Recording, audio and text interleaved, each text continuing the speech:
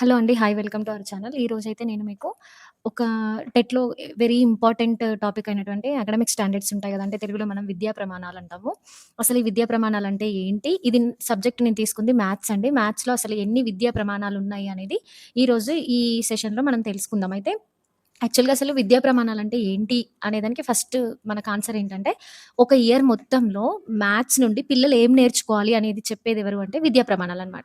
ఈ విద్యా ప్రమాణాలు మనకి ఎవరు స్టాండర్డ్ జేస్తారు అంటే ఎస్‌సీఆర్‌టీ వాళ్ళు స్టాండర్డ్ జేస్తారు. అంటే ఒక పర్టిక్యులర్ సబ్జెక్ట్‌లో ఇన్ని విద్యా ప్రమాణాలని ఉంటాయన్నమాట. ఆ విద్యా ప్రమాణాలన్నీ పిల్లలు ఎండ్ ఆఫ్ ద ఇయర్ వాళ్ళకవి వచ్చి ఉండాలి. అయితే ఇవి not only end of the year ప్రతి కాన్సెప్ట్‌కి అంటే ఒక చాప్టర్ ఉందనుకోండి ఫర్ ఎగ్జాంపుల్ ఆహ్, ఎగ్జాంపుల్‌గా మనము అడిషన్స్ అనే టాపిక్ తీసుకుందాము. అడిషన్స్ అనే టాపిక్‌లో ఖచ్చితంగా అకాడమిక్ స్టాండర్డ్స్ ఉంటాయన్నమాట. ఈ అడిషన్స్ అనే టాపిక్ కంప్లీట్ అయిన తర్వాత అంటే ఆ చాప్టర్ కంప్లీట్ అయిన తర్వాత పిల్లవాడికి అందులో ఉన్న అకాడమిక్ స్టాండర్డ్స్ ఇప్పుడు మనకి ఏవైతే ఎస్సీఆర్‌టీ వాళ్ళు పెట్టారో అకాడమిక్ స్టాండర్డ్స్ వాడికి వచ్చాయా లేదా అనేది మనం చాప్టర్ వైస్‌గా కూడా మనకి అకాడమిక్ స్టాండర్డ్స్ ఉంటాయి. ఓవరాల్‌గా ఒక ఇయర్ మొత్తం అయిపోయినంక ఇప్పుడు ఒక సిక్స్త్ క్లాస్ పిల్లవాడు ఉన్నాడనుకోండి.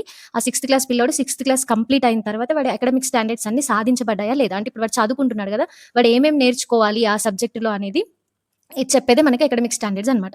అయితే ఇందులో ఇక్కడ నేను ఉంది చూడండి. విద్యార్థులు ఒక తరగతిలో ఏం చేయగలగాలి, ఏం తెలిసుండాలి, స్పష్టంగా వివరించే ప్రవచనాలను ఆ తరగతి యొక్క విద్యా ప్రమాణాలంటారు. ఇప్పుడు నేను చెప్పా గదా! వాడు ఆ క్లాస్‌లో ఏం నేర్చుకోవాలి అని చెప్పేదే విద్యా ప్రమాణాలనమాట. అయితే మనకి మ్యాథ్స్‌లో యాక్చువల్‌గా 7 ఉండేవి. ఇప్పుడు 5 అకాడమిక్ స్టాండర్డ్స్ చేశారనమాట. ఆ 5 అకాడమిక్ స్టాండర్డ్స్ ఏంటి అంటే ఫస్ట్ వన్ సమస్య సాధన. దీన్ని మనం ప్రాబ్లమ్ సాల్వింగ్ అంటాం. ప్రాబ్లమ్ సాల్వింగ్ అంటాము. అయితే మనకి టెట్‌లో మేబీ విద్యా ప్రమాణాలంటే ఏంటి అని అడగొచ్చు. లేదంటే ఒక సంవత్సర కాలంలో ఒక పిల్లవాడు ఆహ్, తెలిసుండాలి, ఏం చేయగలగాలని చెప్పే వాటిని ఏమంటారని అడగొచ్చు. వాడు ఎలా అయినా అడగొచ్చు. మనకు బేసిక్‌గా విద్యా ప్రమాణాలంటే ఏంటో తెలిసుండాలి. అవి ఎన్నున్నాయో తెలిసుండాలి. నెక్స్ట్ అవి ఏంటేంటివి అనేవి తెలిసుండాలి. అవి అసలు ఎలా ఎక్స్‌ప్లెయిన్ చేస్తారనేది కూడా మనకు తెలిసుండాలనమాట. అయితే ఇప్పుడు దీంట్లో మనకి మొత్తం మ్యాథ్స్‌లో 5 అకాడమిక్ స్టాండర్డ్స్ ఉన్నాయి. అలాగే సైన్స్‌లో 7 ఉంటాయి. సోషల్‌లో 7 ఉంటాయన్నమాట. ఇంగ్లీష్‌లో ఉంటాయి, తెలుగులో ఉంటాయి. అయితే ప్రతి ఒక్క సబ్జెక్ట్‌కి అకాడమిక్ స్టాండర్డ్స్ అనేవి ఉంటాయన్నమాట. అయితే ఇప్పుడు మనం ఈరోజు మ్యాథ్స్ గురించి తెలుసుకుందాం. మ్యాథ్స్‌లో మొత్తం 5 అకాడమిక్ స్టాండర్డ్స్ ఉన్నాయి. ఆ 5 అకాడమిక్ స్టాండర్డ్స్ ఏంటంటే ఫస్ట్ వన్ సమస్య సాధన దాన్నే ప్రాబ్లమ్ సాల్వింగ్ అంటాము. సెకండ్ వన్ కారణాలు చెప్పడం, నిరూపణలు చేయడం. అంటే రీజనింగ్ అండ్ ప్రూఫ్ అదెందుకయింది, ఎట్లా అయింది అనేది చెప్పేదే మనకి రీజనింగ్ అండ్ ప్రూఫ్ అవుతదనమాట. నెక్స్ట్ ఏంటి వ్యక్తపరచడం. వాడు ఏదైతే నేర్చుకున్నాడో దాన్ని ఇతరులతో కమ్యూనికేట్ చేయగలగాలి. దాన్ని మనము వ్యక్తపరచడం అంటాము. ఇంగ్లీష్‌లో అయితే కమ్యూనికేషన్ అంటాము. నెక్స్ట్ అనుసంధానం చేయడం. అంటే డైలీ లైఫ్‌లో ఇప్పుడు మనకున్న స్టడీ ఎలా ఉంది, ప్యాటర్న్ ఎలా ఉంది అంటే వాడు క్లాస్‌లో ఏదైతే నేర్చుకున్నాడో వాడు డైలీ లైఫ్‌లో దాన్ని యూజ్ చేయగలగాలి. అంటే ఇప్పుడు మనం క్లాస్‌లో అడిషన్స్ నేర్పిస్తే వాడు సొంతంగా షాప్‌కెళ్ళినప్పుడు నేనింత ఇచ్చా, నాకింత ఖర్చయింది, మళ్ళీ నాకు రిటర్న్ ఇంత ఇవ్వాలి అనేది వాడికి తెలిసుండాలి. అలా నేర్పించాలనేది ఇప్పుడు మన విద్యా విధానం. అయితే ఇదేంటి అనుసంధానం. అనుసంధానం అంటే ఏంటి అనేది నేను మళ్ళీ మీకు ఎక్స్‌ప్లెయిన్ చేస్తాను. నెక్స్ట్ లాస్ట్ వన్ ఏంటి దృశ్యీకరణ మరియు ప్రాతినిధ్య పరచడం. అంటే విజువలైజేషన్ అండ్ రిప్రజెంటేషన్. ఎగ్జాంపుల్ క్లాస్‌లో ఒకవేళ మనం ఒకరోజు ట్రయాంగిల్స్ అనే ఒక లెసన్ చెప్పామనుకోండి. ఒక చాప్టర్ చెప్పామనుకోండి. వాడు ట్రయాంగిల్స్‌ని ఎలా డ్రా చేస్తాము, ట్రయాంగిల్ ప్రాపర్టీస్ అంటే దాన్ని డ్రా చేయడం రావాలి. దృశ్యీకరణ, ప్రాతినిధ్యపరచడం అనే కాన్సెప్ట్‌కి విషయం ఏంటంటే వాడు ఏదైతే నేర్చుకున్నాడో దాన్ని డ్రా చేసి మనకు చూపించగలగాలి. దాన్నే మనం దృశ్యీకరణ మరియు ప్రాతినిధ్యపరచడం అంటాం. అయితే ఇప్పుడు ఈ ఉన్న 5 అకాడమిక్ స్టాండర్డ్స్ మీకు టెట్‌లో ఒక మార్క్ కావాలి. అంటే ఇప్పుడు మనం టెట్ ఎగ్జామ్ రాస్తాం కదా! టెట్‌లో మనకి మ్యాథ్స్ మొత్తం ఎన్ని మార్క్స్‌కుంటుంది? 30 మార్క్స్‌కుంటుంది. ఈ 30 మార్క్స్‌లో 24 కంటెంట్ ఉంటుంది. ఓకే. 6 మార్క్స్ ఏమో మెథడ్ ఉంటుంది. ఈ మెథడ్‌లో మనకు అకాడమిక్ స్టాండర్డ్స్ నుంచి పక్కాగా ఒక క్వెషన్ ఉంటది. అంటే మీరు ప్రీవియస్ పేపర్స్ చూస్తే మీకు అర్థమవ్వచ్చు. డీఎస్సీకి ప్రిపేర్ అయ్యే వాళ్ళకి ఇవి చాలా ఈజీ కానీ, మామూలుగా టెట్‌కి ఇప్పుడే కొత్తగా రాస్తున్న వాళ్ళకి, ఇంతవరకు క్వాలిఫై అవ్వని వాళ్ళకి అసలు దాన్ని ఎలా చదవాలి అనేది తెలియని వాళ్ళ కోసం అన్నమాట. అయితే అకాడమిక్ స్టాండర్డ్స్ నుంచి ఖచ్చితంగా ఒక క్వెషన్ అడుగుతాడు. ఎట్లా అడుగుతాడో తెలుసా? ఒక పిల్లవాడు ఒక సమస్యను చేయగలుగుతున్నాడు. ఇది ఏ విద్యా ప్రమాణాన్ని సాధించినట్టు. ఇట్లా అడుగుతుంటాడన్నమాట. మీరు ఒకసారి ప్రీవియస్ క్వెషన్స్ చూసుకోండి. Last 6 questions maximum from the method ఉంటది. ఆ మెథడ్‌లో మనకు ఖచ్చితంగా కవర్ అయ్యే టాపిక్ ఏంటి అంటే విద్యా ప్రమాణాలు. అకాడమిక్ స్టాండర్డ్స్ అనేవి very, very, very, very important. ఖచ్చితంగా మనకి 1 మార్క్ అయితే ఇందులో నుంచి పక్కా. మీరు ఏ ప్రీవియస్ పేపర్స్ చూషినా, ఏ టాప్ మోడల్ పేపర్స్ చూషినా గాని, మనకి అకాడమిక్ స్టాండర్డ్స్ నుంచి ఒక క్వెషన్ ఉంటది. మీరు మ్యాథ్స్ వాళ్ళైతే మాత్రం అంటే మ్యాథ్స్ అండ్ సైన్స్ వాళ్ళైతే మాత్రం మ్యాథ్స్‌లో 5 అకాడమిక్ స్టాండర్డ్స్ ఉన్నాయి. సైన్స్‌లో 7 అకాడమిక్ స్టాండర్డ్స్ ఉన్నాయి. అవి నేర్చుకోండి. కొన్ని మనం బై ట్రిక్స్ అంటే ఇచ్చిన క్వెషన్‌లో కొన్ని కీ పాయింట్స్ చూసుకొని ఈజీగా పెట్టేయొచ్చనమాట. అంటే అవి మనం కొంచెం ప్రాక్టీస్ చేస్తూ ఉంటే మనకవి ఈజీగా కీ పాయింట్స్ కూడా తెలిసిపోతాయనమాట. దాని ద్వారా మనం ఈజీగా చేయొచ్చు. ఇందులో నుంచైతే ఒక మార్క్ కంపల్సరీ ఉంటదండి. ఇప్పుడు టెట్ మనకి ఆల్రెడీ జూన్ 15 నుంచి స్టార్ట్ అవుతుంది గదా! ఆల్రెడీ షెడ్యూల్ గూడా ఇచ్చేసారు. ఏ డిస్ట్రిక్ట్స్‌కి ఎప్పుడెప్పుడు ఎగ్జామ్ ఉందనేది. కొంచెం ఈ ఒక్క టాపిక్ మీకు ఈ అకాడమిక్ స్టాండర్డ్స్ ఎక్కడుంటాయి అంటే మన టెక్స్ట్ బుక్స్ ఉంటాయి గదా! ఇది ఎయిత్ క్లాస్ టెక్స్ట్ బుక్ తీసుకున్నా నేను. ఈ టెక్స్ట్ బుక్‌లో మీకు బ్యాక్ సైడ్ ఉంటాయన్నమాట. విద్యా ప్రమాణాలు అకాడమిక్ స్టాండర్డ్స్ అని ఉంటాయి.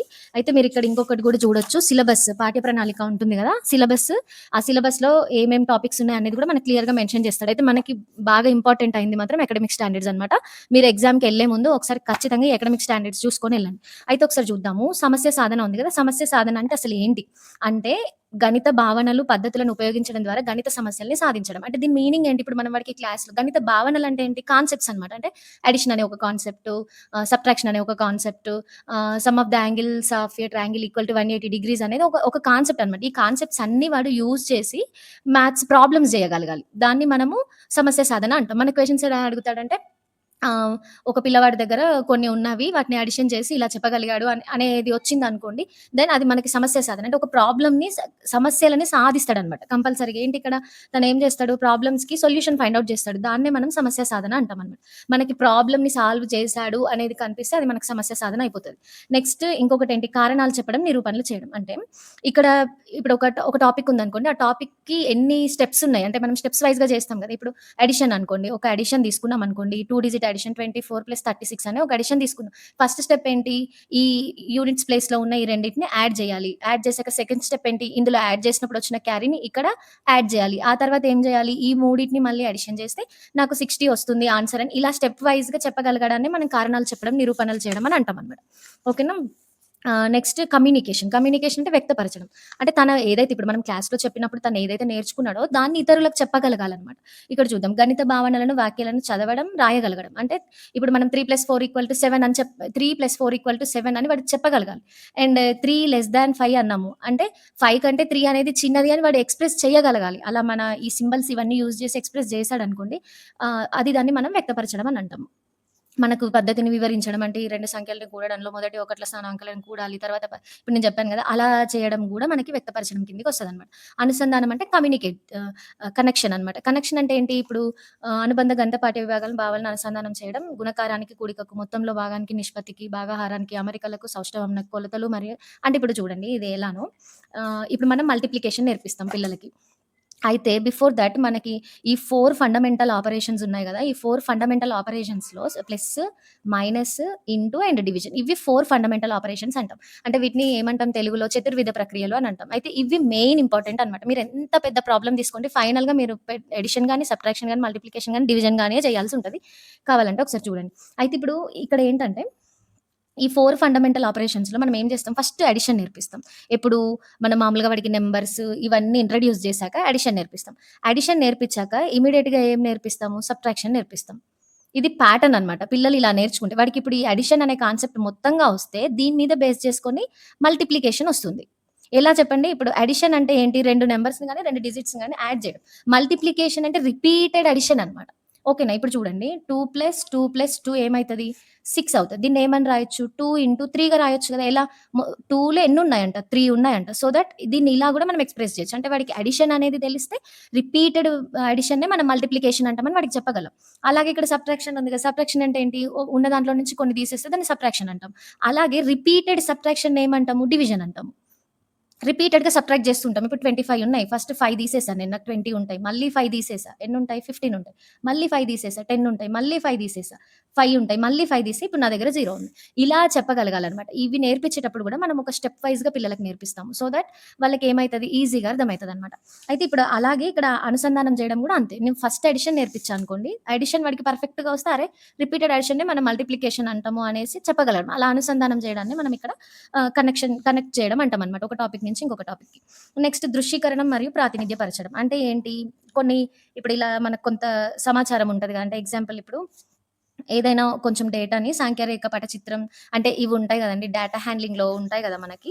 నంబర్ లైన్ అయితే ఏంటి, పిక్టోగ్రాఫ్ అయితే ఏంటి, బార్ గ్రాఫ్ అయితే ఏంటి, 3 ఫిగర్స్, 2 ఫిగర్స్ వీటిని డ్రా చేయగలగాలి. అంటే ఇప్పుడు ఎగ్జాంపుల్ ఒక టీచర్ పిల్లలకి క్లాస్‌లో ఒక స్క్వేర్‌ని డ్రా చేయండి అనగానే తను ఇలా డ్రా చేయగలగాలి. అప్పుడు దాన్ని ఏమంటాం మనం విజువలైజేషన్ అండ్ రిప్రజెంటేషన్ అంటాం. అంటే వాడు హ్మ్. స్క్వేర్ అనగానే వాడికి మైండ్‌లో ఒక థాట్ ఒస్తది. స్క్వేర్ అంటే ఇలా ఉంటది అని. వాడు ఇమ్మీడియేట్‌గా దాన్ని డ్రా చేసి చూపిస్తాడు. దాన్నే మనం విజువలైజేషన్ అండ్ రిప్రజెంటేషన్ అంటామనమాట. అయితే ఇవి మీరు ప్రీవియస్ క్వెషన్స్ ఒకసారి బాగా ప్రాక్టీస్ జేయండి. అవి ప్రాక్టీస్ జేసి దాంట్లో ఉన్న కీవర్డ్స్‌ని అండర్‌లైన్ జేసుకోండి. దానివల్ల మీకు ఒక మార్క్ ఎటు పోకుండా ఉంటదనమాట. అకాడమిక్ స్టాండర్డ్స్ అనేవి చాలా ఇంపార్టెంట్ అండి. వీటిలో నుంచి క్వెషన్ లేకుండా క్వెషన్ పేపర్ అయితే ఉండదు. ఐ హోప్ మీకు నచ్చిందని అనుకుంటున్నా. నచ్చితే మాత్రం మన ఛానెల్‌ని సబ్స్క్రైబ్ చేయండి. లైక్ చేయండి, షేర్ చేయండి. ఇంకా టాపిక్స్ చాలా ఉన్నాయండి. ఈరోజు నేను అకాడమిక్ స్టాండర్డ్స్ చేశాను గదా! నెక్స్ట్ టాపిక్‌లో అసలు మ్యాథ్స్‌లో ఎన్ని పీరియడ్స్ ఉండాలి ఇయర్‌లో? పీరియడ్ ప్లాన్ ఏంటి? లెసన్ ప్లాన్ ఏంటి? యూనిట్ ప్లాన్ ఏంటి? ఇవన్నీ నేను మీకు ఎక్స్‌ప్లెయిన్ చేస్తాను నెక్స్ట్ వీడియోలో. ఇవేంటంటే మీరు టెట్‌కి వెళ్ళే ముందు ఖచ్చితంగా వీటి మీద చూసుకొనెళ్ళండి. క్వెషన్స్ అన్ని మాక్సిమం టీచింగ్ యాప్టిట్యూడ్‌లో వీటి మీదనే అడుగుతుంటాడనమాట. చాలా ఇంపార్టెంట్. ఎందుకంటే మనం కాబోయే టీచర్స్ కాబట్టి ఖచ్చితంగా వీటి గురించి మనకు తెలిసుండాలి. సో, మీకు నచ్చిందనే అనుకుంటున్నా. నచ్చితే మాత్రం ఖచ్చితంగా లైక్ చేయండి. Thank you for watching.